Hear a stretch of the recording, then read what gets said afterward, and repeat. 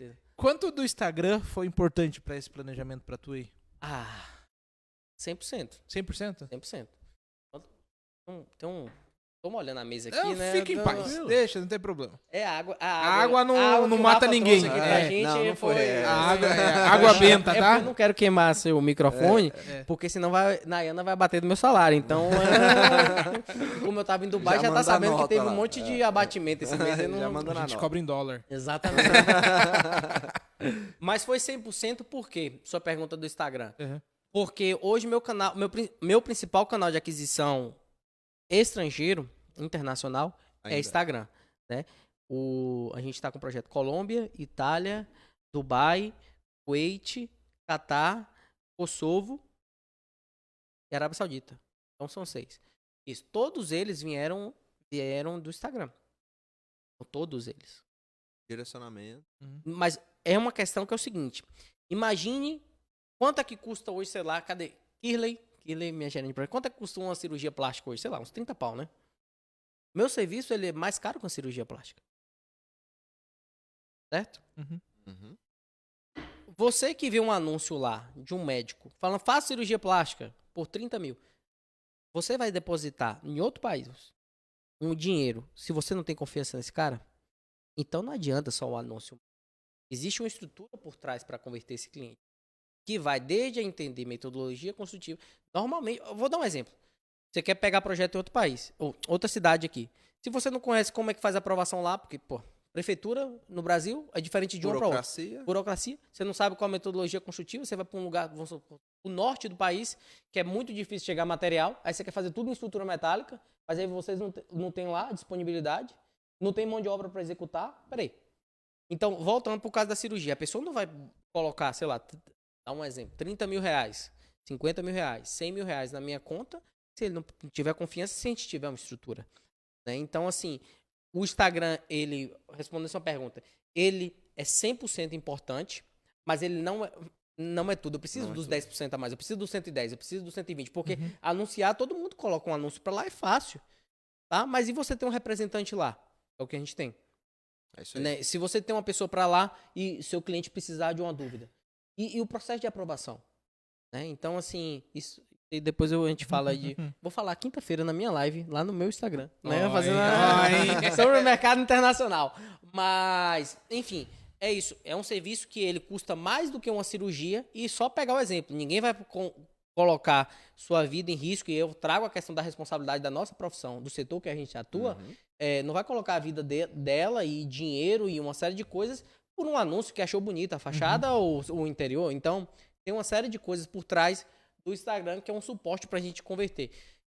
Então, assim, é importante, mas ainda não é o todo, né? E hoje, no caso, você comentou, você tem um representante em cada país? Não em cada país. A gente tem representante.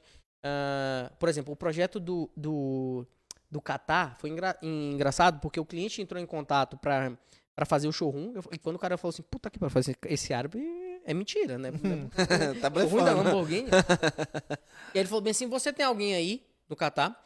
E aí um arquiteta que estava trabalhando comigo, o marido dela, trabalha na BRF, em Doha, no Catar. Aí eu falei assim, sim, tem uma pessoa. Falei assim, a pessoa pode ir lá no terreno agora? Eu falei, pode. Ó a confiança. Caramba. Aí eu liguei pra ela e falei assim, seu marido pode ir lá só pra tirar umas fotos lá do terreno? Eu falei assim, pode. Então, se eu não tivesse essa aquele pessoa... pouquinho da sorte que você comentou, Se eu né, não tivesse uma pessoa lá, ou mesmo, vamos supor que eu não tivesse exatamente em Doha, mas se eu tivesse, como eu tinha um contato e eu entendi a importância... próximo. Pô, ela pegava um voo de 40 minutos, eu pagava, ela tava lá no terreno do cara. Então, assim, se eu não tenho esse suporte, o cara não vai contratar pra fazer o novo showroom do cara, que envolve muita grana, enfim, é numa ilha artificial, o terreno é um absurdo de caro. Então, assim, o cara não vai pegar isso pra mandar pra um brasileiro fazer um negócio que ele nunca viu na vida. Ainda pegou, fator pandemia, tava fechado, eu só conseguia viajar pra Dubai. Eu não conseguia viajar pra Doha. Por uma questão de vacina, por uma série de questões. Então, assim, se a gente não tem esse jogo de cintura, e você me perguntou de representante, claro que eu tenho pessoas lá para me representar enquanto eu não estou lá. E por que hoje há necessidade de abertura de escritório lá? Justamente para quê? Porque o mercado está aberto para mim, eu já consegui entrar e eu tenho estrutura para isso e eu quero validar mais ainda meu serviço, ter uma recorrência maior e tudo mais. Então, é um investimento, É planejamento, mas tudo começou lá em 2019 com um desejo no matuto do interior da Bahia, que não falava porra nenhuma inglês. Hoje a gente fala hi, how are you? Never, Never, né? The books on the table, né? Essa validação que você teve no exterior, né? Ela influenciou na venda de projeto aqui no Brasil? Com certeza. Você tem uma porcentagem, assim, só pra chutar? De quê? De venda, assim, por exemplo... Na verdade, ela toda a questão hoje do mercado internacional, ela interfere numa questão que eu falo de branding, que é a questão de posicionamento de marca. Né? Então, por exemplo, se eu cobrava X, hoje por ter projeto internacional, meu ticket está mais caro. 2x. Né? 2x. Não, um ponto, Ele deu uma tremidinha ali, eu falei, 1.5x, né? 1.3x a gente teve sim uma valorização do que a gente tinha. Então, assim, interfere na questão de posicionamento de marca, porque o cara tá atuando fora, tem uma estrutura, papapá. Isso passa uma impressão e a segurança maior pro cliente também na hora de contratar. Até mesmo por questão de inovação. Eu sempre tô fora do país, então sempre eu tô vendo coisas novas, trago isso pros projetos. Coisas, por exemplo, que a gente vê lá, que a gente acaba adaptando aqui também, né? Claro que com a questão cultural, então isso acaba agregando valor para quem está nos contratando, né? Então, assim, interferiu do ponto de vista de posicionamento, né? De brand, de precificação, isso interferiu e foi positivo. E você comentou que talvez tinha algumas diferenças na hora de projetar, né? Questão de cultura e tudo mais. O que você vê como facilidade ou dificuldade na hora de você estar fazendo um projeto fora? Ou... Assim, eu acho que projetar lá... eu acho que o briefing... É mais fácil lá? Eu falo assim, o cliente é cliente em qualquer lugar do mundo. Okay. Então as dificuldades são as mesmas, mas o que eu acho é assim, a gente tem uma barreira, eu acho, maior, porque hoje quem toma a decisão aqui no Brasil é a mulher, né? E em qualquer lugar do mundo, quem manda é a mulher, né? E aí, como a gente tem essa questão cultural, é uma coisa que é um pouco mais difícil. E aí entra a questão estratégica, porque na primeira contratação, mesmo que era uma questão de prestação de serviço fora, eu trouxe uma mulher e não um homem. Estratégia. Porque a mulher ia ter mais acesso à mulher, porque questão cultural. Então, eu ia conseguir projetar melhor porque ela ia ouvir ela. Então, algumas famílias não permitem que a gente fale com outra mulher. Então, assim, acho que o que se colocaria com maior dificuldade é essa questão mais do briefing, da primeira etapa ali que a gente faz. Porque passa só, talvez... Pelo homem? Pelo homem, né? Porra, e homem é chucro, é bruto, né? Então...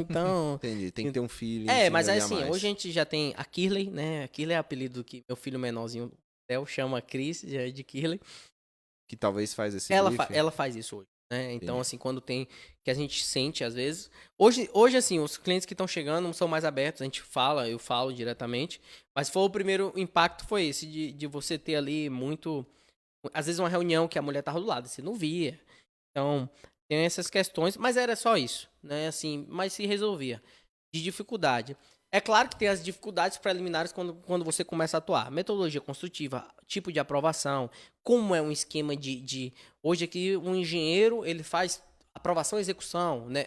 O arquiteto também faz aprovação e execução, enfim. Lá não, lá é muito tudo dividido, né? Diluído em vários profissionais, né? Exemplo, aqui as prefeituras... Vou falar Bahia, e aqui também algumas elas não pedem um projeto estrutural, um projeto elétrico, um projeto para dar aprovação. Só pede RT. Né? Se fez, ninguém sabe. Lá não. Lá vai e vai ser analisado. Esse é o diferencial. Não vai só um estrutural para lá e o cara vai carimbar. Recebi estrutural. Não, vai ser analisado. Eu ia perguntar justamente essa questão de burocracia. Como que você sentiu de lá? É mais fácil, é mais difícil, é mais burocrático? É mais rápido. É mais rápido, mesmo pedindo mais coisas. É mais rápido. É mais rápido mesmo pedindo mais coisas, porque eles têm profissional para... Aqui eu acho que às vezes a gente desce a bomba em prefeitura, mas tem pouco profissional para fazer a avaliação e os que tem são ruins. Ponto. Sorocaba, no caso, eu descobri que tem 7 fiscais para 7 mil projetos em processo de fiscalização. 7 mil processos, no caso, em isso que a gente tem que aturar, né? Mas você tá falando Sorocaba é um recorte do Sorocaba, um recorte ainda. É um recorte do Brasil, que o Brasil todo é assim. Então, o que acontece? Lá, da última visita, se eu estiver errado e Cris estiver aí, me corrige, mas ele esteve lá na UDC. O que é UDC? UDC, né? É a dona da ilha artificial, onde a gente tem 6 projetos em Doha. A gente tem 4 casas de 1.500 metros cada uma e a gente tem um novo showroom da Lamborghini, tá? Quando a gente chegou lá para ser atendido, já tinha reunião marcada com o engenheiro, tudo bonitinho, né? Aquela de você pegar a senha, como aqui no Brasil, ficar esperando.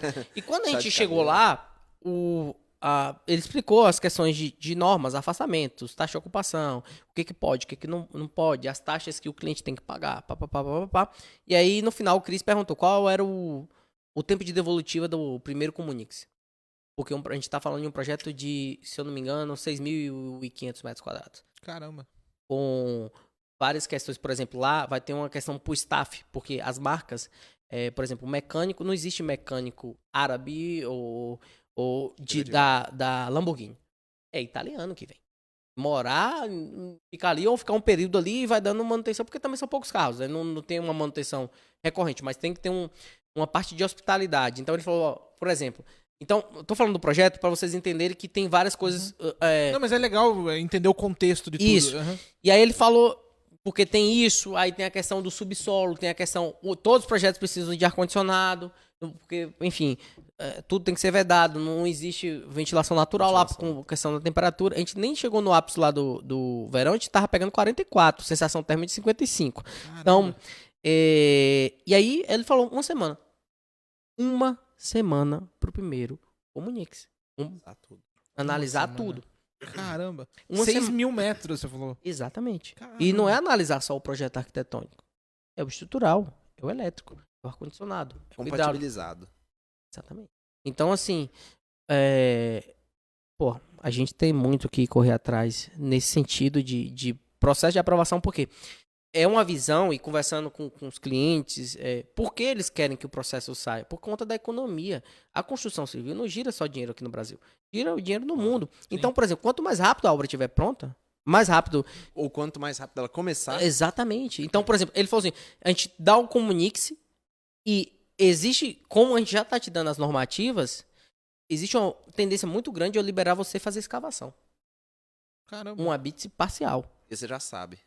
As liberações são por etapas lá, igual aos Estados Unidos? É bem parecido. Ela libera a obra toda, mas ela fiscaliza por etapa. Entendi. Então ela já tem, Legal. tipo assim, você tem que apresentar também um cronograma de execução da obra para o fiscal ir lá visitar. Saber quando é o Exatamente. Aqui só tem esse tipo de fiscalização quando envolve dinheiro de banco. Aí você sabe que aí vai a fiscalização, maioria da Caixa, né? Habitação hoje forte, então só vai acontecer quando for fiscalização em banco. Infelizmente, eu entendo, mas é porque não tem muito fiscal, né? E fiscal capacitado. Tem uma história na Bahia, isso aqui é boa, que uma obra tem duas histórias. Uma foi a fiscalização, tava lá o nome do cliente. Vamos falar o nome do cliente.